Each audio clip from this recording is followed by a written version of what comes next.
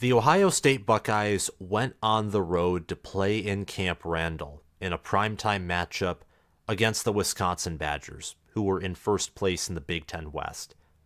The number 3 Ohio State Buckeyes came out victorious in a 24-10 matchup that featured turnovers, running the football, physicality amongst the lines of scrimmage, and less than desirable quarterback play from both sides.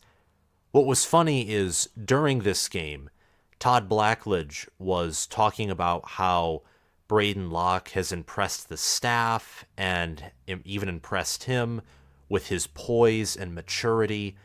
And I'm thinking in my head while he's saying that, these are the things that you should be saying about Braelon Allen, him lining up in formation with Wisconsin. He is about as tall and long and big as an offensive tackle with the speed of an X-Factor wide receiver and the bruising ability of a traditional, 20th century running back or fullback. Braelon Allen's incredible. I hope he's healthy. There's a lot to unpack from this game, and once more, it's another matchup where Ohio State's defense looks elite, one of the best in the country.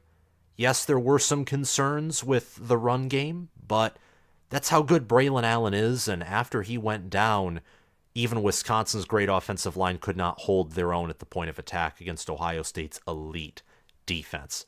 Welcome back, fellow football fanatics. It's your host, College Football with Sam. Before we resume this reaction and analysis of Ohio State's primetime win over the Badgers, with former Buckeye Luke Fickell being their head coach. Fun little fact. Make sure to like this video, hit that subscribe button. Hit that subscribe button especially if you are an Ohio State fan. Not just because the subscribe button is red, which I know that Ohio State football's colors are technically scarlet and gray, but scarlet is a derivative, a variant of red. Hit that subscribe button also because this is the best Big Ten football channel on YouTube, and Ohio State and Michigan are the teams that I cover the most. I do in-depth analysis for much of the Big Ten and occasionally touch on other teams as well. I am going to be doing a Oregon-Utah reaction video, along with reacting to Penn State versus Indiana and a variety of other games later today on Sunday, and also tomorrow on Monday. So subscribe to the channel. Also click the notification bell so you get notified when I post reaction videos for games from Week 9 and future games as well for Ohio State football, Wisconsin football, Big Ten football, or for any type of college football matchup that interests me. You will likely be interested along with myself. Also, comment your own thoughts on this game, your reaction, your analysis. Tell me something about Ohio State that grew on you in this game that you liked, and tell me something that has you concerned. And do the same for Wisconsin if you're an Ohio State fan, or especially if you're a Wisconsin fan. Tell me your thoughts down below. I'm very curious. And lastly, make sure to check out my Patreon page if you want to support the channel and also gain some extra content depending on the Patreon tier that you sign up with via the link in my description, and I will also pin the link to my Patreon in the comment section. Thank you very much for listening, and let's get back to the video. So, 24-10 was the final score. Ohio State moves on to 8-0. They're guaranteed a winning record in the Big Ten Conference with 5 conference wins. There's only 4 more conference games left. Wisconsin falls to 3-2, 5-3 on the year. The Badgers lost to Washington State. Washington State just lost to Arizona State. And that loss doesn't look good. The loss to Iowa. Iowa's a 6-2 team. It's probably one of the worst 6-2 teams in the country. And Ohio State, Wisconsin was able to have some competition early in the game. Right out of halftime, they went on a 2-minute, 30-second drive, 7 plays, 75 yards. Braden Locke was accurate, well poised on that drive. But after that Wisconsin touchdown, Ohio State marched down in 5 minutes and 16 seconds to retake the lead with Marvin Harrison Jr.'s second touchdown reception, and that was a beautiful, beautiful touchdown catch by Marvin Harrison Jr. 19 yards, his toes, his feet were perfectly placed. He held onto the ball, didn't lose possession while hitting the ground, and he took a hit. It took him a while to get back up. He had the wind knocked out of him. Marvin Harrison Jr. has had nearly a disastrous injury on his ankle. He's been beaten up several times, and by beaten up I don't mean literally fist fight. I mean he's targeted consistently throughout the game. If there's one takeaway that I can have from this matchup, it's that one player going down matters a whole lot. That there are teams, but this is a rarity. There are teams where one player goes down and he's a starter. No one cares. Sub in player number 2, no drop off. Georgia was like that for the past 2 years. Michigan last year, I mean, Blake Corum, he's hurt. Donovan Edwards, who cares? Long touchdown runs. You get a different kind of player. And by who cares, I don't mean you don't feel for the kid. You feel for him. I mean, who cares in the sense that there's no production drop off. The team doesn't feel missing that player. Emotionally, they do. And I hate injuries as much as anyone.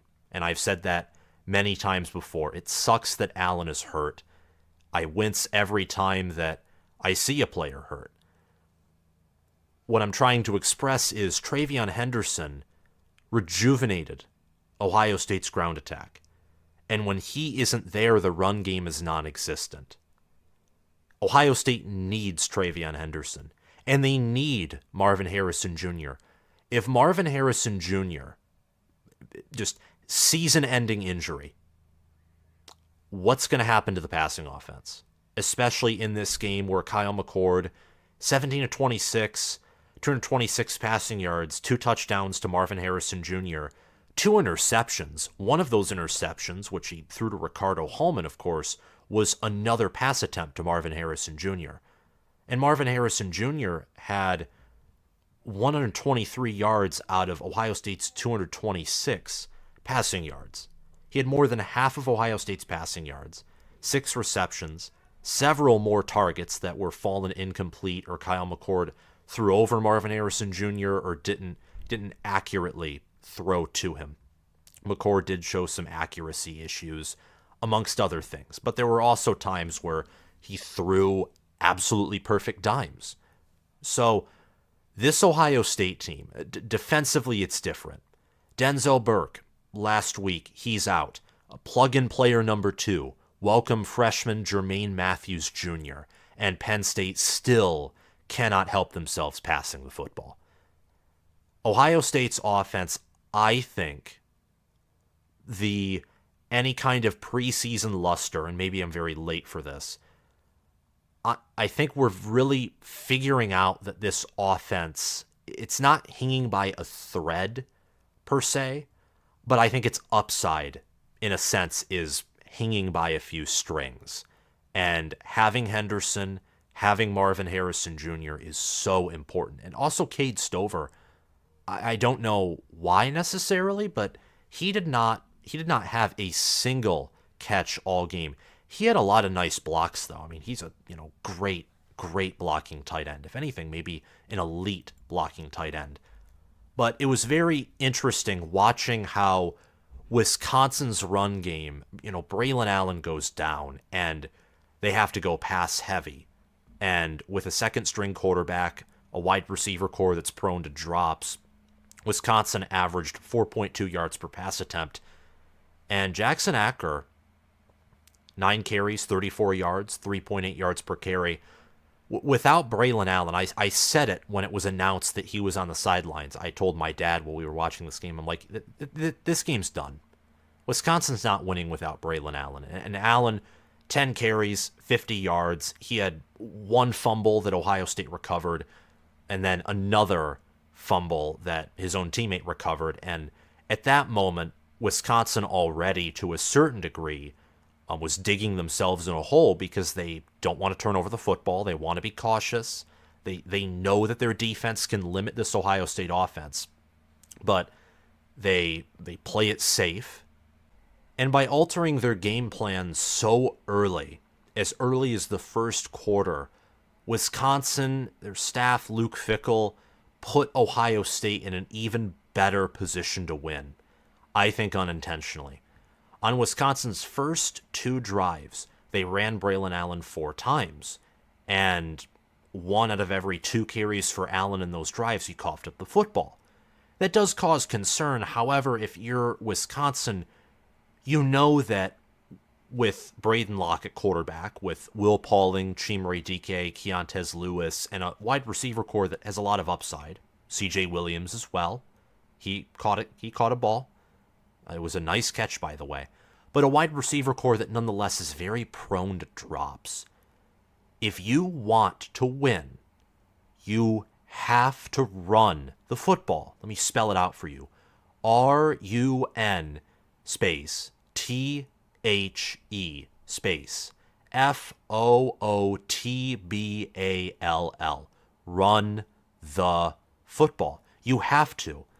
And after those 2 fumbles, next time Wisconsin gets the football. And Wisconsin's defense was gifting the offense with possessions. Ohio State had 3 turnovers. Wisconsin won the turnover battle.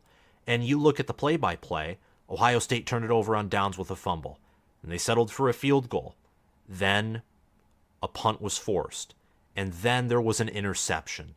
Then Ohio State got a touchdown, went up by 10. And then another interception that was in Wisconsin territory. Both picks were in Wisconsin territory, that if Ricardo Hallman did not catch those balls instead of Ohio State's wide receivers, tight ends, running backs out of the backfield, Ohio State very well could have put this game away by halftime. And on several drives, Wisconsin was caught being pass heavy. And I don't think that that's how you're going to beat this Ohio State team. Whether it was Maryland or Notre Dame or in this matchup, Ohio State's strength on defense is pass defense, especially healthy. I mean, Braden Locke at one point, one-on-one throw to Denzel Burke. Are you kidding me? I mean, Denzel Burke has barely allowed any yards or receptions within his area of coverage, whether man or zone. Really good corner. I mean, great, elite corner. Future NFL corner, Denzel Burke. He's playing a lot more like his 2021 self than his 2022 self, and being healthy helps with that. And then on offense for Ohio State, running the ball with Trayanum Henderson. And in a certain sense, you could say that with Henderson, Ohio State was able to do what Wisconsin wanted to do. Trayanum Henderson had 24 carries for 162 yards, 1 touchdown. He had a breakout game against Wisconsin. I think this was either this game or the game against Notre Dame was his best game of the whole season, and that's very impressive. He also had 45 receiving yards on 4 receptions. So he had 28 total touches, and he had 207 total yards with a touchdown. Really great game by him. Having him back, like I said earlier, is critical because Ohio State's rushing attack without him is non-existent. It would be like the Maryland game, the Penn State game. It would be miserable. Henderson has to stay healthy. I'm going to say this right now. If Ohio State wants to beat Michigan, they have to have Henderson. And Marvin Harrison Jr., he has to be targeted all the time. He has to stay healthy.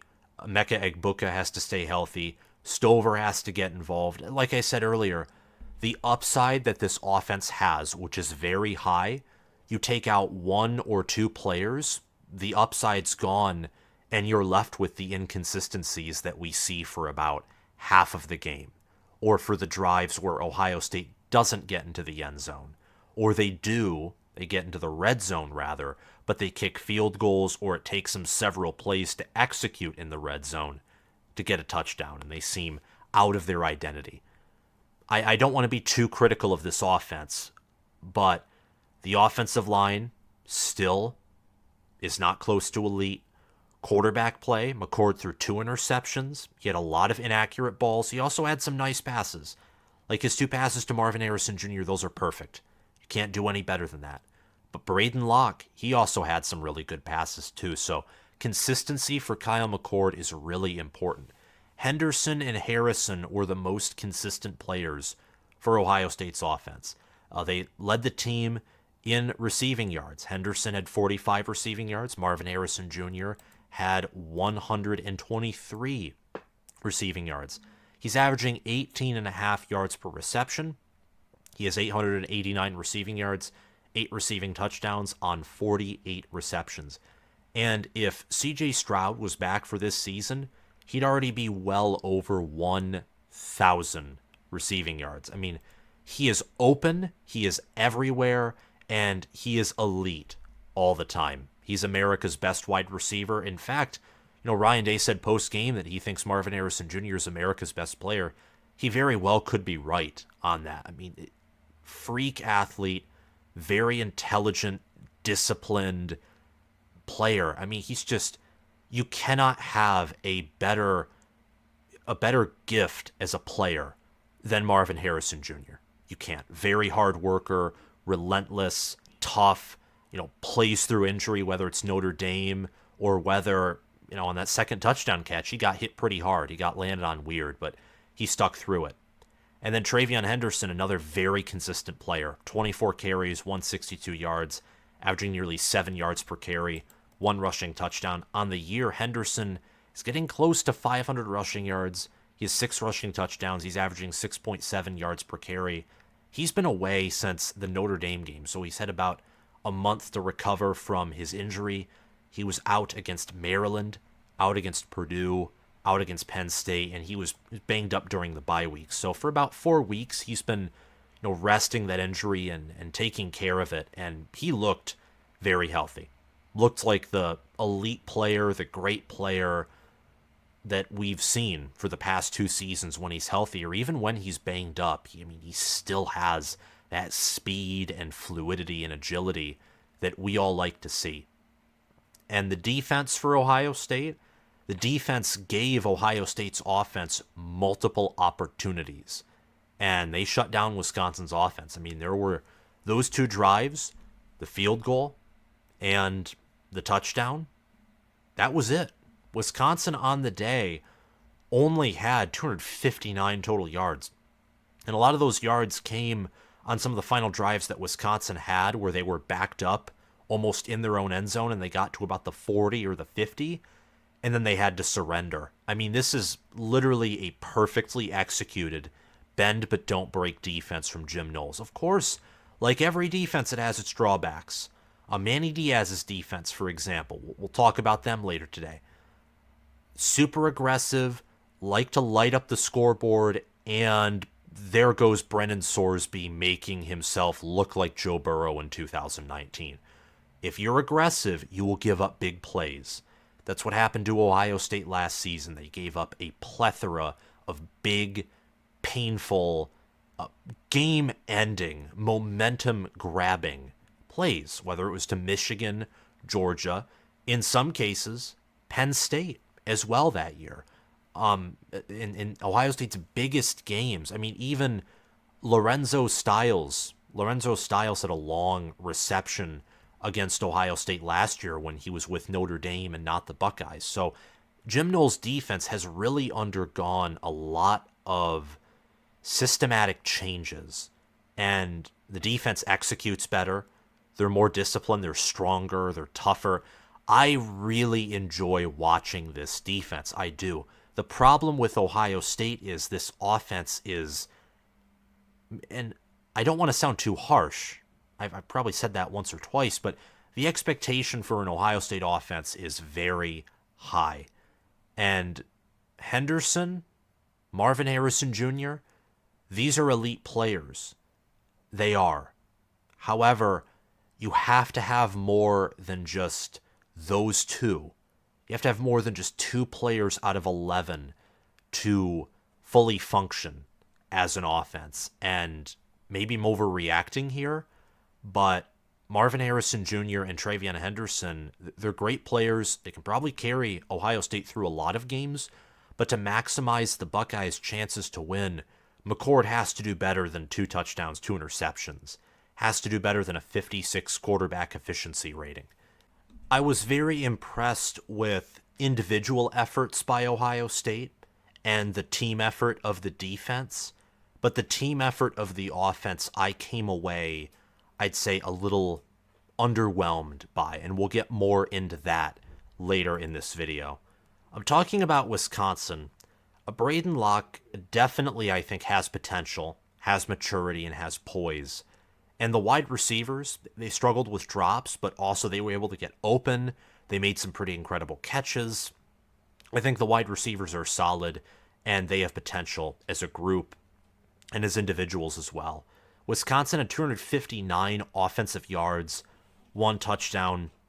The defense wasn't perfect by any stretch of the imagination. There were several missed tackles. You could tell they didn't have Ohio State's speed. And that 3-3-5, I think that played a role in Ohio State's success as well. I mean, Wisconsin, defensively, they were able to do well in holding up the pass attack of Ohio State. But ultimately, that's Ohio State's strength, is passing the football. They were eventually going to be able to pass on Wisconsin's defense. And unlike TCU's 3-3-5 against Michigan last year, Wisconsin didn't get 2 pick sixes, which ultimately would have led this game to being 24-24. Probably would have been a different outcome if Wisconsin got 2 pick sixes. That's the story of the 3-3-5. It's a very boomer bust defense that's designed to work with great offenses. Look at USC, for example, with Alex Grinch. I mean, that's what the 3-3-5 is designed for. Wisconsin does not have a great offense. I mean, the performance by the defense is very admirable.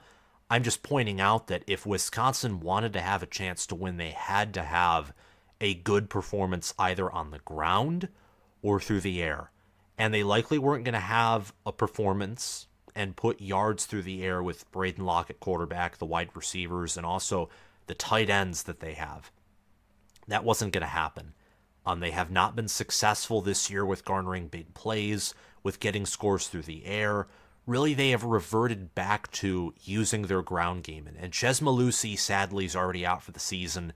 Braelon Allen, we'll see the news about his injury, but him, being on the sidelines, and he wasn't able to put much weight on his foot when he went down right before halftime. I really hope he's okay, because, again, players, they only have so many games, so much eligibility, and Allen is, he's a stand-up kid, he's a leader, and he's under the age of 20, by the way. He's younger than I am. I am only 20.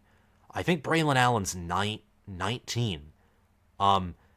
It's just crazy. I mean, it really, how he's built, his speed, his maturity. I mean, he's not just a good runner, he's an elite blocker as well. And I'm impressed with him. And to see that caliber of a player and that caliber of a man go down is unfortunate. I hope he doesn't go down for the whole season. For Luke Fickell, you could tell that, he wanted to come out and get a win, and I thought Wisconsin's game plan was originally great. I think they maximized their chance to win.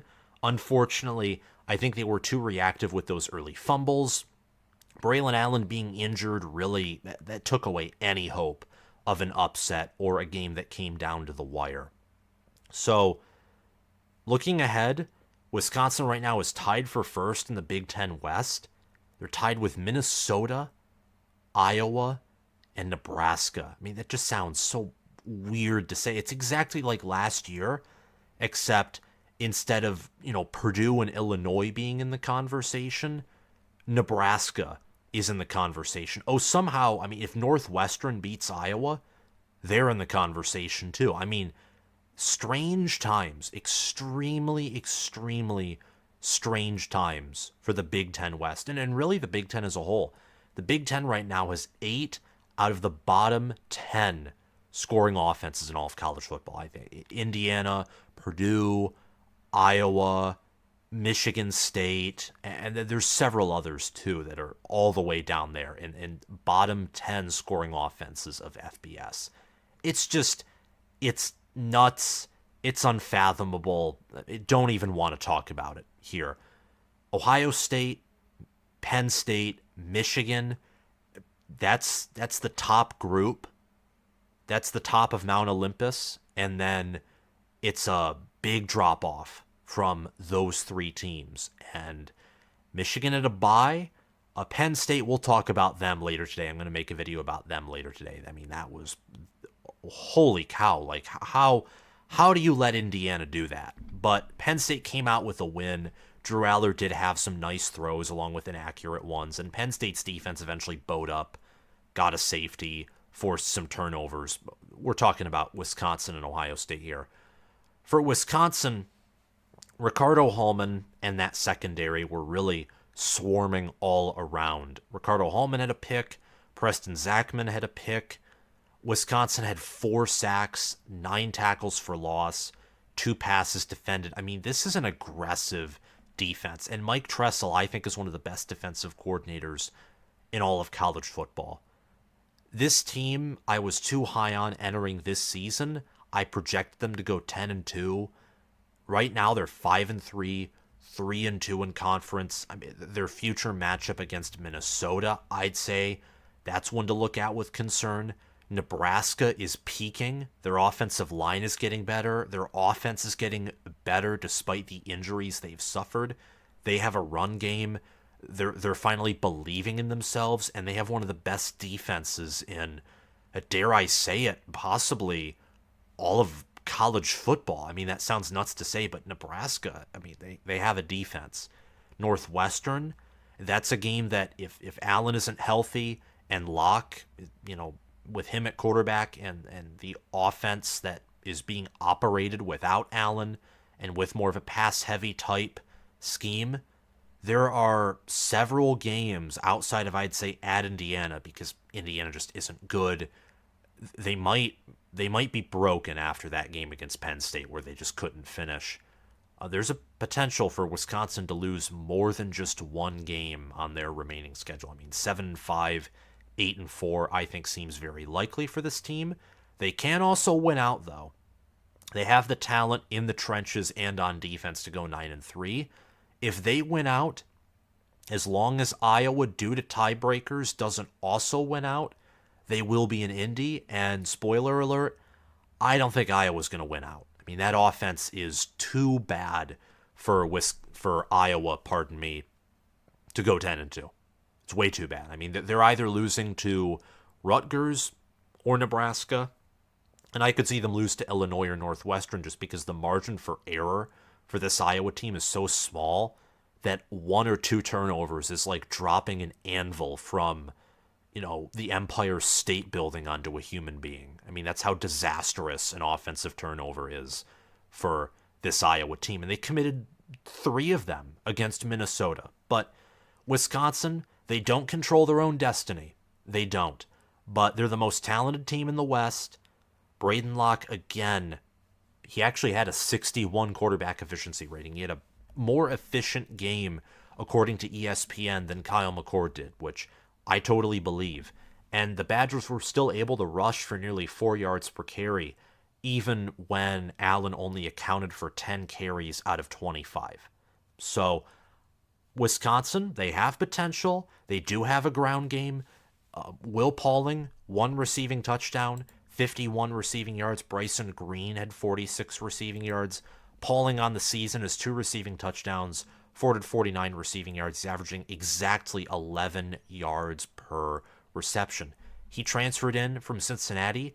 He's young, 5'10", 187 pounds. He's going to be at Wisconsin, I think, as long as Luke Fickell's here and as long as he's starting. I like the future of Wisconsin under Fickell.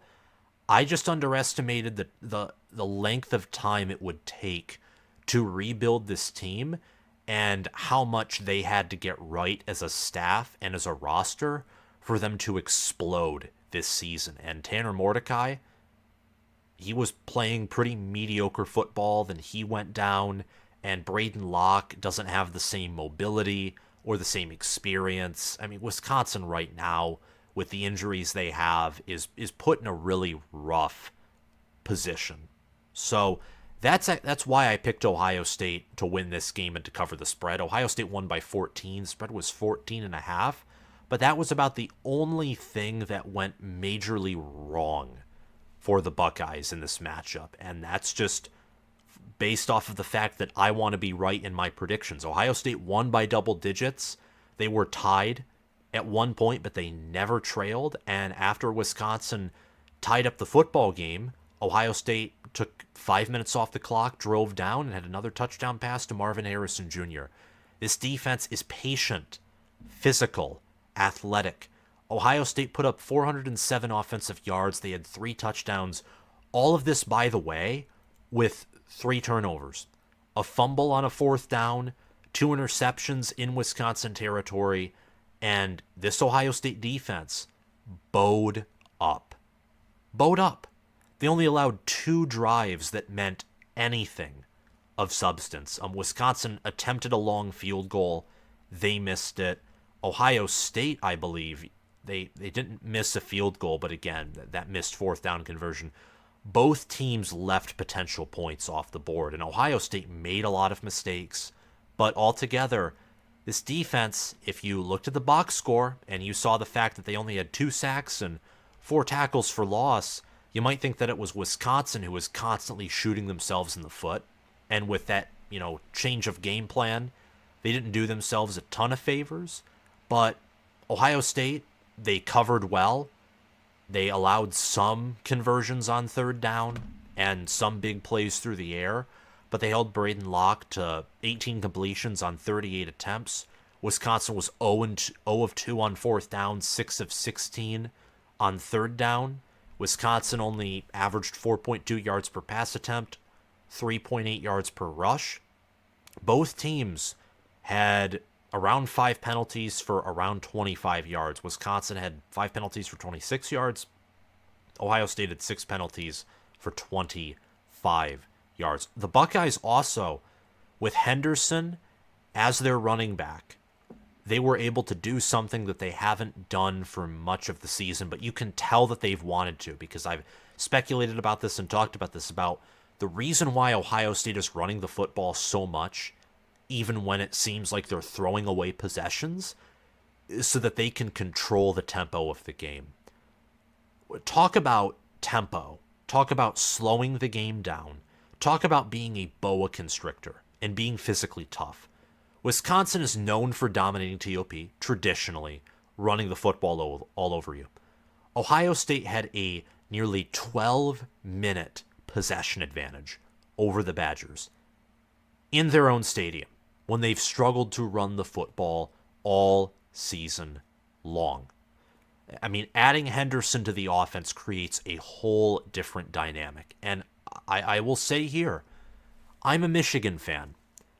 Michigan right now, you look at go look up ESPN's FPI and look at the efficiency metrics. Michigan is a mile ahead of everyone in terms of efficiency. This style of football from Ohio State is intimidating because not only do they maintain that X-factor speed on the outside, elite perimeter play, a wide receiver that you cannot cover for the whole game. He is going to score. You have to outscore Ohio State. With Henderson in, this offense gives Ohio State a level of security that they are going to score points. And it puts pressure on opposing teams that they have to score to keep to play with Ohio State, let alone to win. And this defense is good enough to where I could see them hold any offense in America to the 20s, lower to mid 30s. I could. And if you can do that, if the most points you give up is in the high 20s, in the low to medium 30s, you can win any game in college football if that's the most you will give up. Because this offense with Henderson, with Igbuka, with Stover, with, I was thinking about Jackson Smith and Jigba just because of, the high impact, high ceiling receiver he is. With Marvin Harrison Jr., Ohio State still has all the skill players that they need in the world to have an offense that can strike. quarterback play needs to improve. The offensive line needs to improve. And the run defense, this is the one concern about how Ohio State plays. Ohio State's defense would have no concerns about it if they had last year's or the 2021 offense. The 2021 or 2022 offense with this defense, let me tell you what that would mean. That would mean whoever wins the game is winning the national championship by 21 points. That's what the 2021 or 2022 Ohio State offense paired with the 2023 Silver Bullet defense would mean. That would mean that in Ann Arbor, Michigan and Ohio State would be beyond the number 1 or number 2 team in the country, or at least Ohio State more so. They've played a tougher schedule. The 2023 defense playing that tougher schedule we know is elite, and we know the 2021 and 2022 offenses are elite. Anyway, the point I'm trying to make is that the offense is limited enough to where this defense has to put more weight on their back than they would have to if Ohio State had the typical Ryan Day offense that we've seen in a variety of different forms from 2019 to 2022, but an offense that could blow through any defense, like a leaf blower blowing leaves to the curb to be, sucked up by the leaf collectors. This offense, they have inconsistencies.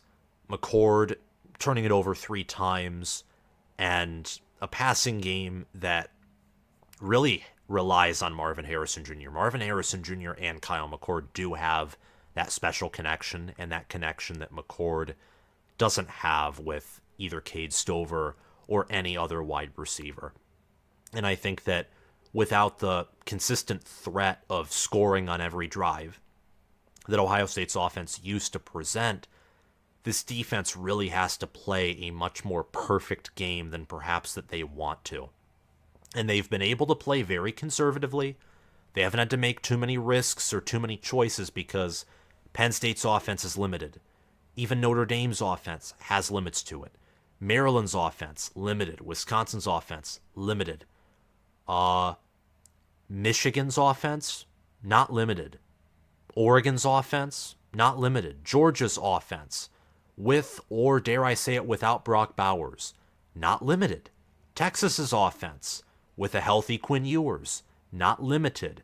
Washington's offense, even though they're down a running back due to preseason injury, with their offensive line, with their quarterback and wide receivers, and Ryan Grubb as the OC, they aren't limited. I'm curious to see how this defense approaches near elite or elite offenses, because I think they will have to bring extra guys for pressure. They will have to make more calculated decisions. They won't be able to rely on raw talent and training and conditioning. Jim Knowles will have to make tough decisions, much like he did against Michigan and Georgia last season. So I'm anxious to see that, but this team is still one of the best teams in the country. The reason I'm critiquing this team a lot is because Wisconsin is a very limited opponent. Wisconsin, they were able to run the football at times, and McCord threw some pretty, I'd say almost egregious passes, and you can't have that in future games if you want to win the Big Ten, if you want to win the national championship. And I'll say that about any team. Like Penn State and Drew Aller, you cannot perform the way that you have been on offense, period. For Michigan, that Bowling Green game was very disastrous. You can't do that. So for the Buckeyes, they have to be more consistent offensively. McCord, I think, is the biggest area of the offense that needs improvement. But Henderson, Marvin Harrison Jr., those are elite players. The offensive line, both against Penn State and in this game, looked better than they did against Maryland. Maryland, I think, was the low point of this offensive line. I think they're going to continue to improve throughout the season. And the pass defense, the run defense as well, I'm very impressed with. So the Buckeyes move on to 8-0, 5-0 in conference, and the Badgers fall to 5-3. The Buckeyes control their own destiny. The Badgers, they do need some help, particularly from whether it's Northwestern, Rutgers, Illinois, or Nebraska. They need help from one of those teams to beat the Hawkeyes, and if they win out, then maybe Ohio State and Wisconsin, if both teams win out and Iowa loses, they definitely rematch in Indianapolis. Thank you so much for watching this video. I want to give a quick shout out to my patrons, Spencer Bringhurst, Noah DDLC, and SFS Inverted, my all-American patrons, and Will Loftus, Gabriel Calendar, Roaming Gnome, Matthew Sale, and Chris Lane, my all-conference patrons. Make sure to check out my Patreon page via the link in the description, and have a great day, guys. I'll see you later tonight. Bye-bye.